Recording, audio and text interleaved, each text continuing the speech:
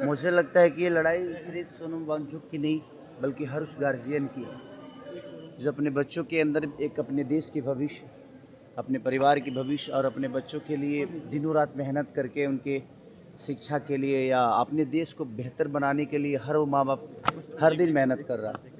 तो ये लड़ाई सिर्फ बच्चों की ही नहीं, मुझे लगता है कि पूरे देश के गार्जियन की है, हर उस माँ की या हर उस पिता की, जो भी देश में रहता है। ये लड़ाई सबकी है और सबको आगे आकर और इस लड़ाई में मुझे लगता है कि साथ देना चाहिए। बांकीपुर से प्रशांत किशोर जो है चुनावी मैदान में उतरे हुए हैं, आप लगातार उनका समर्थन भी करते रहे हैं, क्या इस बार उनको समर्थन करिएगा चुनाव में उतरे? देखिए, बात समर्थन की नहीं, एक बेहतर इंसान की है जिसका एक विज़न है, जिसके पास मुझे प्रशांत भैया हमेशा से पसंद है क्योंकि वो पढ़े लिखे हैं और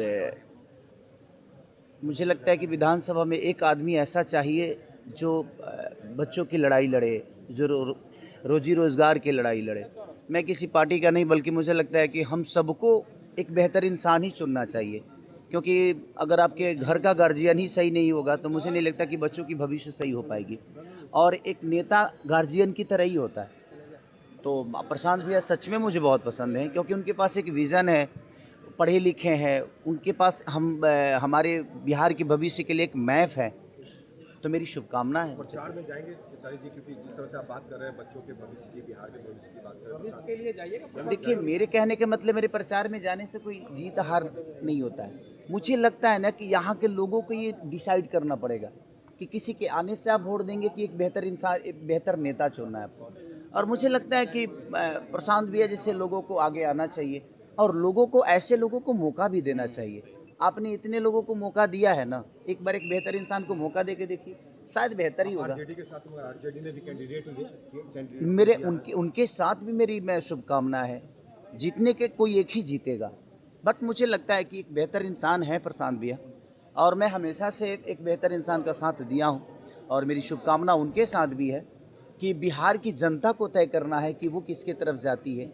एक बेहतर मैप जिसके पास है अपने बच्चों के भविष्य के लिए, बिहार के भविष्य के लिए, उसके तरफ जाती है कि कहीं और जाती है। तो मुझे लगता है कि सबसे पहले नेता बदलने से अच्छा है कि हम अपने आप को बदलें। और ये बात 5 साल की नहीं है, ये बात बच्चों की भविष्य की है। तो मुझे लगता है कि बच्चों के भविष्य के लिए बेहतर विकल्प ढूंढना चाहिए। प्रशांत किशोर यदि सदन पहुंचते हैं तो क्या लगता है कि बिहार के युवाओं के लिए सुनहरा मौका है कि उनकी बातों को रखा जाएगा पटल? बिल्कुल, एक मजबूत, देखिए क्या बताएं, देखिए मैं एज ए आर्टिस्ट नेता बन सकता हूं अपनी पॉपुलैरिटी पे, बट मेरे पास मैप नहीं है।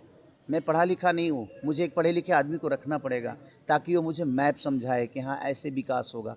लेकिन प्रशांत भैया ऑलरेडी पूरी दुनिया को देख चुके हैं और वो पढ़े लिखे आदमी हैं। तो मुझे नेता बनने का कोई शौक़ नहीं है, बट हम लोग अपने बिहार में पढ़े लिखे लोगों को अगर वोट देंगे, पढ़े लिखे लोगों को अगर सदन पहुंचाएंगे, तो मुझे लगता है ना कि आपकी आवाज़ बन के वो कहीं ना कहीं, चाहे वो किसी भी दुनिया में रहें, वो आपकी आवाज़ उठाएंगे और बच्चों की भविष्य के लिए बेहतर बात करेंगे। और जो बात ही नहीं करेगा वो काम क्या करेगा। लालू प्रसाद और मीसा भारती ने ये भी कहा है कि उनके घर के पास बहुत गंदगी है जिस कारण से ये हालात हुए। पूरे पटना के हालात को उन्होंने ये बताया, जबकि पटना स्मार्ट सिटी में आता है। देखिए, सबसे बड़ी ना कि सबसे पहले हमको जिस दिन स्मार्ट लोगों को चुनना शुरू कर देंगे ना, अपने आप स्मार्ट सिटी बन जाएगी। कहने के लिए तो पूरी दुनिया स्मार्ट ही है, हमको अपने अंदर स्मार्टेड चाहिए कि हम स्मार्ट बने, लेकिन हम स्मार्ट लोग चुनते ही नहीं हैं। तो और जहाँ तक लालू चाचा की तबीयत की बात है, मेरी हमेशा से शुभकामना रही है। मैं हमेशा से चाहता हूँ कि हम लोग जब तक जिएँ तब तक ऐसे पिता का आशीर्वाद मिले जिन्होंने एक जनाधार दुनिया को दिया है, जिन्होंने लोगों को बहुत प्यार किया है और पूरी बिहार की जनता उनको प्यार करती है।